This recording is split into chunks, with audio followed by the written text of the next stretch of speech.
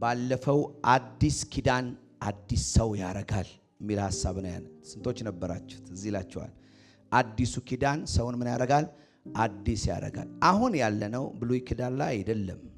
አሁን ያለነው ከሕግ በታች ሆነን አይደለም። አሁን ያለነው ከሕግ በላይ ከጸጋ በታች ነው። የእያንዳንዱ ሰው ክርስቲያን አድራሻ በሕግና በጸጋ መካከል ነው። ከስራችን ያለው ሕግ ነው። ሕግን የሚገዛው ሕግ የሚያስተዳድረው ያ የቀደመው ማንነት መጽሐፍ ቅዱሳችን እንደሚለው ሞቷል። መጽሐፍ ቅዱሳችን ይህን በማንበብ ነው የምጀምረው። ሮሜ መጽሐፍ ምዕራፍ 6 ላይ ያለውን የእግዚአብሔርን ቃል በማንበብ እጀምራለሁ። ጌታ ይባረክ። ልቀጥል አይደለ?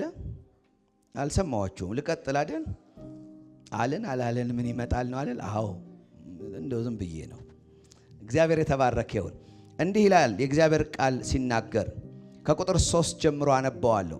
ከክርስቶስ ኢየሱስ ጋር አንድ እንድንሆን የተጠመቅን ከሞቱ ጋር አንድ እንሆን ዘንድ የተጠመቅን አታውቁም? ስለዚህ ክርስቶስ በአብ ክብር ከሞት እንደተነሳ እኛም እንዲሁ በአዲስ ሕይወት እንድንኖር በጥምቀት ሞተን ከእርሱ ጋር ተቀብረናል። ክብር ለእግዚአብሔር ይሁን። ሞተናል፣ ተቀብረናል፣ አልፏል ብሎ መጽሐፍ ቅዱሳችን በደንብ ይናገራል። ወደ ገላትያ መጽሐፍ ምዕራፍ 2 ቁጥር 20 ላይ የሐዋርያው ጳውሎስ ሌላኛውን መልእክት ማንበብ ፈልጋለሁ። ገላትያ መጽሐፍ ምዕራፍ 2 ቁጥር 20 እንደዚህ ብሎ ይናገራል። 2:20 ከክርስቶስ ጋር ተሰቅያለሁ፣ ከእንግዲህ እኔ አልኖርም። አሁን አልኖርም ሲል አልኖርም ነው። በግሪኩም አልኖርም ነው። በእንግሊዘኛውም አልኖርም ነው። በአማርኛውም ትንሽ ትንሽ አለሁ አይልም። ቀጥያለሁ አይልም። የቀደመው ላይ ተጥፎበት መጥቻለሁ አይልም። ባለፈው ነግሬያቸዋለሁ። ኢየሱስ ሲናገር ለደቀ መዛሙርት በአሮጌ አቁማዳ አዲስ ወይን ጠጅ አይደረግም፣ ቢደረግ ያፈነዳዋል፣ ጥቅም የለውም። አጠገባችሁ ላለው ሰው እግዚአብሔር ጥቅም የሌለው ነገር አይሰራም በሉልኝ አንዴ። የሚፈነዳ ነገር አይሰራም። ኢየሱስ ጌታ ነው። እንደገናም በአሮጌ እራፊ ላይ፣ እራፊ ማለት ጨርቅ ማለት ነው። በአሮጌ ጨርቅ ላይ ይልና አዲስ እራፊ አይጣፍም። ለምሳሌ ቡትት ያለ አሮጌ ጨርቅ ኖሯችሁ ተቀደደ ብላችሁ አዲስ አቡጀዴ ላይ ብትጽፉ የሚቀረው ያቺ ራሷ አዲሷ ብቻ ነች የምትቀረው። ሌላው ተቦጭቆ ነው የሚቀረው። ለምን? ኮምፓተብል አይደለም። ምን አይደለም? ኮምፓተብል አይደለም፣ አብሮ አይሄድም። ስለዚህ በእኛ ማንነት ውስጥ ከኛ ጋራ መቀጠል የሌለበትን ነገር እግዚአብሔር አልማረውም፣ ገሎታል። ስለዚህ እንደዚህ ያለ አልኖርም፣ ነገር ግን ክርስቶስ በውስጤ ይኖራል። ነገር ግን ካለ አፍራሽ ነው። ካልኖርክ ማን ነው የሚኖረው የሚል ጥያቄ ሲያመጣ የሚኖረውማ ክርስቶስ የሚባል ነው። this a new life እንደዚህ ይላል። አሁንም በስጋ የምኖረው ኑሮ። አሁን በስጋ የምኖረው የሚለው እዚህ መሬት ላይ ስቀጥል ማለቱ ነው። በዚህ ስኖር እንደ ሰው ጳውሎስ የሚባለው ሰው ሲቀጥል የምኖረው ኑሮ በወደደኝና ስለኔ ራሱን አሳልፎ በሰጠው በእግዚአብሔር ልጅ ላይ ባለኝ እምነት ነው። እንዲህ ይላል፣ የእግዚአብሔርን ጸጋ አላቃልልም። ሞተ ተነሳን አላቃልልም። አዲሱ ሰው ሞቷል የሚለውን አላቃልልም። አሮጌ ከአዲስ ጋር አልቀላቀልም፣ አልጥፍም። የሚቦጨቅ ነገር አልሰራም፣ አላስብም። ለምን? የእግዚአብሔርን ጸጋ አላቃልልም። ከዛ ጽድቅ በሕግ በኩል የሚገኝ ከሆነ ክርስቶስ እንግዲያውስ በከንቱ ሞተ። ክርስቶስ በምን ሞተ? በከንቱ ሞተ። አንድ ቃል ላይ ደግሞ መጣለሁ፣ ወደ ሮሜ 7 ላይ መጣለሁ። ከዛ ሌላ ነገር ስለምጀምር ማለት ነው። ሮሜ 7 ማብራሪያውን በሙሉ ከታይ ላይ ጀምሮ አነባዋል። ማብራሪያው ስላችሁ የፈለኩት ቃል ላይ ከመድረስ በፊት ያለውንም አነባዋለሁ። ወንድሞች ሆይ ሕግን ለሚያውቁ ሰዎች እናገራለሁ። ሕግ አዋቂ ካላችሁ ማለት ነው። ሕግ አዋቂ ካለ እስቲ ይፍረድ ነው የሚለው። ሕግ በአንድ ሰው ላይ ስልጣን የሚኖረው እንዴት ነው? ሰውየው በሕይወት እስካለ ድረስ አይደለ? ከዛስ አንዲት ያገባች ሴት ይልና የሚታወቀውን የጋብቻን ጉዳይ ያመጣና ከባሏ ጋር በሕግ የታሰረች የምትሆነው እርሱ በሕይወት እስካለ ድረስ ነው። ባሏ ግን ከጋብቻ ሕግ ነፃ፣ ባሏ ቢሞት ግን ከጋብቻ ሕግ ምንድነች? ነፃ ነች። ሰው ምን ያደርገዋል? ሞት ጋብቻውን ያፈርሰዋል። ሞት ከመጣ የጋብቻ ሕግ አይኖርም። ስለዚህ ለሌላ ሕግ ለሌላ ኪዳን እሷም ዝግጁ ነች። እሱም በሕይወት ካለ እሷ ሞታ እሱም ዝግጁ ነው። ሌላ ቢያገባ አመንዝራ አይባልም፣ ሕጉም አይፈርድበትም። ለምን? ሞት የሚባለው ነገር መጥቶ መሐከል ላይ ያለውን ኪዳን ምን አድርጎታል? አፍርሶታል። ከዛስ ቁጥር 4 ስለዚህ ይላል። አሁን ስለ ጋብቻ ሊያስተምረን ፈልጎ ሳይሆን ሐሳቡን ተመልከቱ። ማብራሪያ ነው የሰጠው።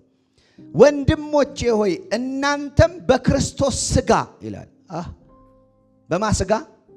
በክርስቶስ ሥጋ ለሕግ ሞታችኋል ይላል።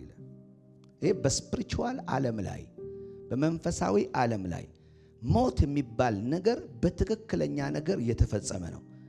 በአካል ደግሞ ለኛ መንፈሳዊ ሞት ሆኖ ብንይዘውም በአካል ግን ደግሞ የናዝሬቱ ኢየሱስ ሞቶ ተነስቷል። እኛ በመንፈሳዊ ዓለም ላይ የተቀበልነው የሞትን ሥራ ኢየሱስ ግን በአካል ሞቶ ሰው ሁሉ ባየው 3 ቀን በከርሰ መሬት ውስጥ ቆይቶ ከዛ በትንሣኤው ኃይል ተነስቷል። ስለዚህ ይላል እንዲህ ይላል ለሕግ ሞታችኋል። ይህም ይልና ለሌላው ከሙታን ለተነሳው ለእርሱ ሆናችሁ ለእግዚአብሔር ፍሬ እንድናፈራ ነው። the best fruitful life ይላል። የተሻለ ለእግዚአብሔር ፍሬ ለማፍራት አሮጌው ላይ መጣፍ ሳይሆን የቀደመው ላይ መለጠፍ ሳይሆን የቀደመው ማፍረስ ነው የሚሻለው አለ እግዚአብሔር።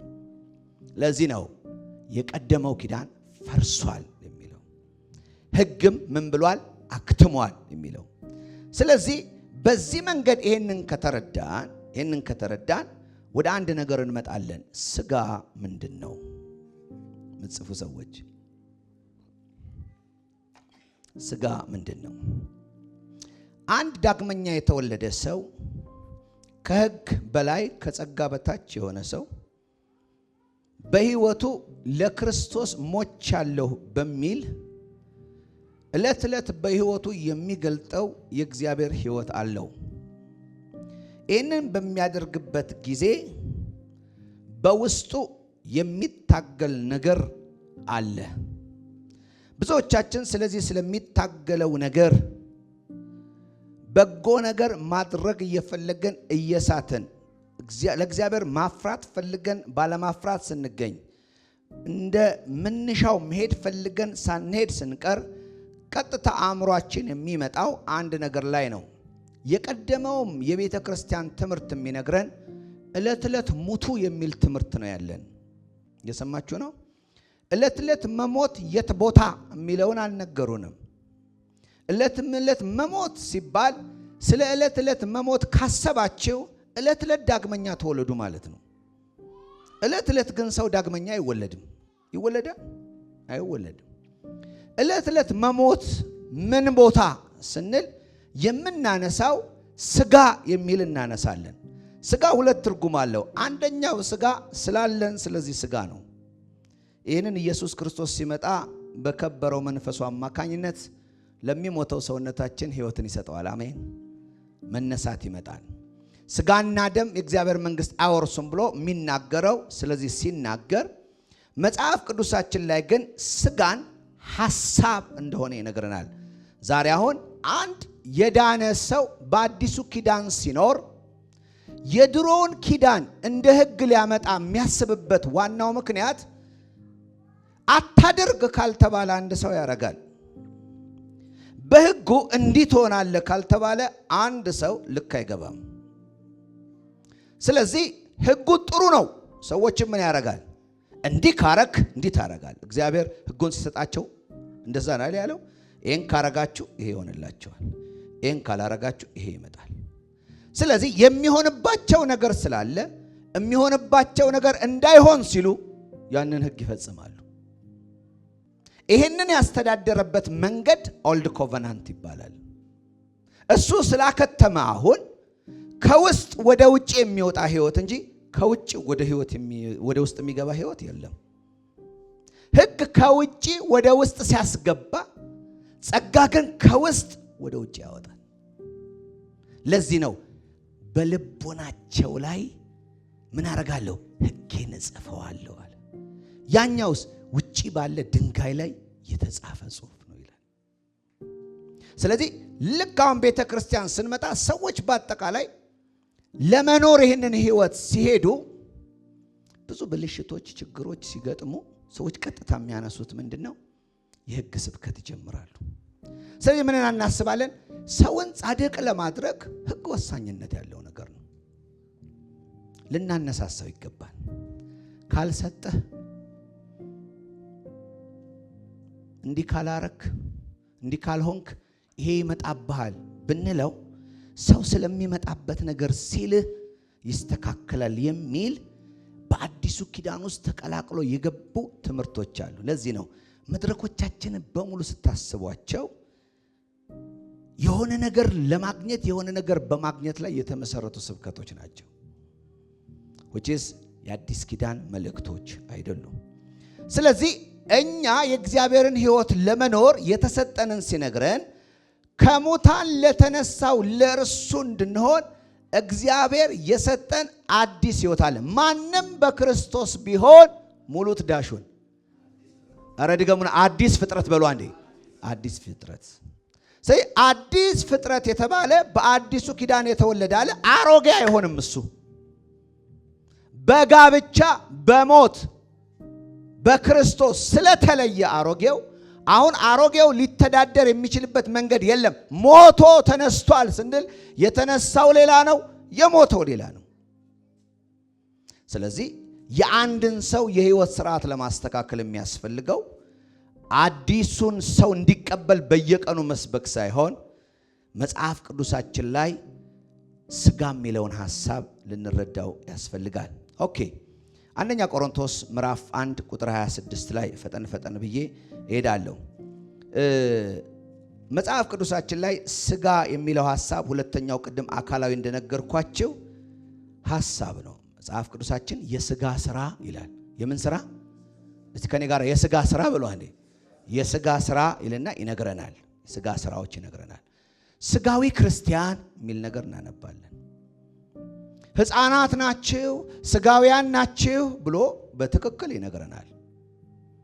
እንደ መንፈሳዊ ሰው ልናገራችሁ አልቻልኩም because you are not spiritual ነው። መንፈሳዊነት የሚመጣው መንፈሳዊ ትግበራ ውስጥ ስንመጣ ነው። ስለዚህ ግን ምኖች ናችሁ? ስጋውያን ናችሁ። እሱን ቀድሜ ላንብበው። አንደኛ ቆሮንቶስ ምዕራፍ 3 ላይ ሐዋርያው ጳውሎስ በደንብ ይሄንን አብራርቶታል። ወንድሞቼ ሆይ በክርስቶስ ገና ሕፃናት እንደመሆናችሁ ላይ በማ ከክርስቶስ ውጭ አይደላችሁም። ደህንነት የሚሰበካችሁ አይደላችሁም። ያልዳናችሁ አይደላችሁም። ግን ምንድናችሁ? በክርስቶስ ገና ሕፃናት ይላል። እንደመሆናችሁ እንደ ስጋውያን እንጂ እንደ መንፈሳውያን ልናገራችሁ አልችልም። ተመልከቱ። አሁን በሰው ህይወት ሂደት ውስጥ አንድ ነገር አለ። ፍጥረታዊ ሰው አለ፣ ስጋዊ ሰው አለ፣ መንፈሳዊ ሰው አለ። ሶስት ነገር። ፍጥረታዊ ሰው ዳግመኛ ያልተወለደ እግዚአብሔርን የማያውቅ ሰው ነው። ስጋዊ የምንለው ደግሞ ክርስቲያን ሆኖ ግን ሐሳቡ ስጋዊ የሆነ ነው። እዚሁ ቃል ላይ ሲናገር አሁንም ስጋውያን ናችሁ ካለ በኋላ በመካከላችሁ ይልና ቅናትና ክርክር አለ ይላል። ታዲያ ስጋዊ መሆናችሁ አይደለምን? ስጋዊነትን ሲገልጠው በባህሪ ነው የገለጠው። ምን አድርጎ? ክርክር፣ ጠብ፣ መቧደን፣ ቅናት ብሎ አስቀምጦታል ማለት ነው። እነዚህ ምንድን ናቸው ብለን ስንመለከት አንድን የዳነን ሰው በህይወት ውስጥ የምንመለከታቸው፣ ምክንያቱ ደግሞ የምንመለከታቸው ሰውየው ምን ስለሆነ ነው? ስጋዊ ስለሆነ ነው። ስለዚህ ስጋዊ ክርስቲያን እንጂ ስጋዊ ተፈጥሯዊ ሰው አይደለም። የገባው ሰው አለ። ስለዚህ ይሄንን ነው ምን እንለዋለን? ስጋዊነት ያመጣው ስጋ የሚለውን በደንብ ማሰብ አለብን። ይሄን ስጋ ማለት እንዳይደለ ይታወቃልና ጌታ ይባረክ። ስለዚህ ይሄንን ስንመለከት ቶቶች ሐሳቦችን በዚህ ደረጃ እናነሳለን። አንደኛ ቆሮንቶስ ምዕራፍ ቅድም እንዳነሳሁት አንደኛ ቆሮንቶስ 1:26 ወንድሞቼ ሆይ በተጠራችሁ ጊዜ ምን እንደነበራችሁ እስቲ አስቡ። በሰው መስፈርት ከናንተ ብዙዎቻችሁ አዋቂዎች አልነበራችሁም፣ ብዙዎቻችሁ ኃያላን አልነበራችሁም። ወደ ገላትያ መጽሐፍ ልምጣና ገላትያ መጽሐፍ ላይ ላንብብ። ምዕራፍ 5 ቁጥር 19 የሥጋ ሥራ ግልጽ ነው ይላል። የሥጋ ምን ሥራ ግልጽ ነው። የሥጋ ሥራ ብሎ ሲናገር እዚህ ጋር ሥራ ማለት ሥጋ የሚባለው የሚያረገው ነገር እንዲህ ነው ይላል። በድርጊት ሲገለጥ ሥጋ በድርጊት ሲገለጥ ምን ይሆናል? ዝሙት፣ ርኩሰት፣ መዳራት፣ ጣዖት ማምለክ፣ ሟርት፣ ጥላቻ፣ ጠብ፣ ቅናት፣ ቁጣ፣ ራስ ወዳድነት፣ መለያየት፣ አድመኝነት፣ ምቀኝነት፣ ስካር፣ ዘፋኝነት እያለ ይላል። አሁን ሲገለጥ የሚገለጠው ይሄ ነው። ምንድነው ይሄንን የገለጠው ስትለኝ ሥጋ የሚባለው ሐሳብ የት ነው ያለው ካልከኝ ባልተለወጠ አእምሮ ውስጥ ነው ያለው። ለዚህ ነው ሮሜ 12 ቁጥር 2 ላይ በአእምሮአችሁ መታደስ ተለወጡ እንጂ ይህን ዓለም ምን አትበሉ አትምሰሉ። ባልተለወጠ አእምሮ ባልተለወጠ መንፈስ ሳይሆን ባልተለወጠ አእምሮ ውስጥ ያለ ራሱን እንዲህ ነኝ ብሎ በማይቆጥረው ውስጥ ሥጋ በራሱ የኃጢአት ባሪያ እንደሆነ ስለሚቆጥር በዚያ ነገር የመያዝና ይሄንን የማፍራት ኃይል አለው። ይህንን ሲናገር የገላትያ መጽሐፋውን ያስተማርኩ ስላይደለ ሐሙስ ብትመጡ እዚህ ጋር እንማራለን። በመንፈስ መመላለስ የሚል ቃል ነው የሚናገረው። በመንፈስ መመላለስ ማለት በሕግ መመላለስ አይደለም። በሕግ መመላለስ ቀርቷል። በሕግ መመላለስ ማለት በሥጋ መመላለስ ማለት ነው። ስለዚህ ሕግን አይቶ ለመስተካከል መሞከር ሳይሆን በመንፈስ አማካኝነት የእግዚአብሔርን ሕይወት መግለጥ የሚለውን ነው የሚያመጣው። ኢየሱስ ጌታ ነው። ኢየሱስ ጌታ ነው። ስለዚህ እዚህ ጋር ሲነ የሥጋ ሥራ ብሎ ሲያስቀምጥ እነዚህን ያስቀምጠው በዚህ መልኩ ነው። ከዛ የመንፈስ ፍሬ ደግሞ ብሎ ያስቀምጣል። እነዚህ ደግሞ ፍቅር፣ ደስታ፣ ሰላም፣ ትዕግስት፣ ቸርነት፣ በጎነት፣ ታማኝነት እያለ ይዘረዝራል። ሁለቱንም ስናያቸው ግን ፍሬ ናቸው። ይሄኛው የመንፈስ ያኛው የሥጋ። መጽሐፉን ብታጠኑት የሚነግራችሁ ነገር ሕግ የኃጢአት ምክንያት ስለሆነ ሰው በሕግ ሲመላለስ በኔነት ሲመላለስ እነዛን ያፈራል። በመንፈስ ሲመላለስ ግን እነዚህን ያፈራል። ከዛ ስንሄድ የአዲሱ ሰው ኑሮ የሚባል ነገር በአንዳንድ ነገር እናያለን። ላያችን ላይ ስናይ ግራ ይገባናል። ከዛ አንዳንዶች ደግሞ ይመጡና ሞት እንጂ ራስን ስቀለው እንጂ ይላሉ። ስለ ሐሳብ ነው የሚያወሩት፣ ስለ መዳን ነው የሚያወሩት። መገለጥ አለበት። እኔ እሱን እየገለጥኩ ነው። ስለ ትክክለኛው መወለድ ከሞትን ቆይተናል። አሜን። ሐሳባችንን በተመለከተ ግን ዕለት ዕለት ሞቱን ተሸክሞ መኖር በሚባለው ሐሳብ ውስጥ እኔ ራሴ አይደለሁም የጌታ ነኝ በሚለው ውስጥ ሰው ስጋዊነትን ሳይሆን መንፈሳዊነትን ማፍራት ይችላል። ስለዚህ ዳግመኛ የተወለደ ሰው ይህንን ይናገራል። አንዳንዶች ዮሐንስ መልእክት ላይ የተጻፈውን አስበው እንደዚህ ይላሉ፣ ከእግዚአብሔር የተወለደ ኃጢአትን ሊያደርግ አይችልም ይላል። እንዴ ኃጢአትን የሚያረግ ከእግዚአብሔር የተወለደ አያረግም ስለሚል ይሄ ምን ይመለ እዛ ክፍል ላይ መጽሐፎችን ስናጠና ምናጠናው ለምን ተጻፉ ከሚለው ነው። ዮሐንስ መልእክት የተጻፈው በኖስቲዝሞች ትምህርት ምክንያት ነው። ኖስቲዝሞች ማለት ዕውቀት ያድናል የሚሉ ክርስቶስ ያድናል ሳይሆን ዕውቀት ያድናል የሚሉ ሰዎች ናቸው። እነዚህ ዕውቀት ያድናል የሚሉ ሰዎች ጋር በተመለከተ እዛ ጋር የሚነግራቸው ኃጢአት ብሎ የሚያስቀምጠው ነገር አለማመንን እንጂ ድርጊትን አይደለም። ስለዚህ ከእግዚአብሔር የተወለደ ኃጢአትን አያደርግም ብሎ ሲናገር ከእግዚአብሔር የሚወለድ ሰው ዳግመኛ የተወለደ ሰው ክርስቶስን የካደ ሳይሆን በክርስቶስ ምን ያደረገ ነው? ያመነ ነው። ስለዚህ ከእግዚአብሔር የተወለደ ኃጢአትን አያደርግም ማለት ከእግዚአብሔር የተወለደ ሰው ስህተት አይሰራም ማለት አይደለም። ስህተት እንድትሰራና እንዳትሰራ የሚያደርግህ ስጋዊ ክርስቲያን መሆን ነው። ያ ማለት በስጋዊ አመለካከቶች ሮልድ መደረግ መኖር ማለት ነው። ኢየሱስ ጌታ ነው። ስለዚህ ሮሜ መጽሐፍ ምዕራፍ 6 የቀድሙ ላይ የመጨረሻውን ሐሳብ አስቀምጥና በዚህ ነው የምዘጋው። ክብር ለእግዚአብሔር ይሁን። ከኔ ጋር ናችሁ? እየሰማችሁኝ ነው? አዎ። 6 ላይ እንዲህ ይላል፣ 15ኛው ቁጥር እንደዚህ ይላል፣ እንግዲህ ምን ይሁን? ከሕግ በታች ሳይሆን ከጸጋ በታች በመሆናችን ኃጢአት እንስራን? በጭራሽ አይገባም። ራሳችሁን እንደ ባሪያ አድርጋችሁ ስታቀርቡ ለምትታዘዙለት ለእርሱ ይኸውም ወደ ሞት ለሚወስደው ለኃጢአት ወይም ወደ ጽድቅ ለሚያደርሰው ለመታዘዝ ባሪያዎች እንደሆናችሁ አታውቁምን? ነገር ግን የኃጢአት ባሮች የነበራችሁ ቢሆንም ለተሰጣችሁለት ትምህርት በሙሉ ልብ የታዘዛችሁ በመሆናችሁ እግዚአብሔር የተመሰገነ ይሁን። ከኃጢአት ነፃ ወጥታችሁ የጽድቅ ባሪያዎች ሆናችኋል። እስቲ እኔ የጽድቅ ባሪያ ነኝ በሉ አንዴ። አሁን ጌታ የላችሁም አይደለም የሚለው። ቅድም እንዳለው ሞታችኋል። ከዚህ በኋላ ለሌላው ሆናችሁ ለእግዚአብሔር ፍሬ እንድታፈሩ እንደሚለው ለሌላው የምንሆንበት አለ ፍሬ ማፍሪያ።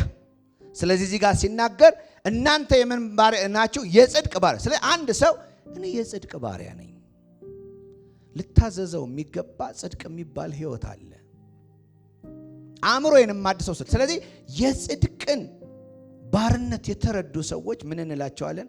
መንፈሳዊ ሰዎች እንላቸዋለን። የጽድቅን ባርነት ያልተረዱ ሰዎች ስጋዊ ሰዎች እንላቸዋለን። ስጋዊ ሰዎች በህይወታቸው ክርስቲያኖች ሆነው ግን በህይወታቸው ምን ያፈራሉ? እነዚህ የስጋ ስራዎችን ያፈራሉ።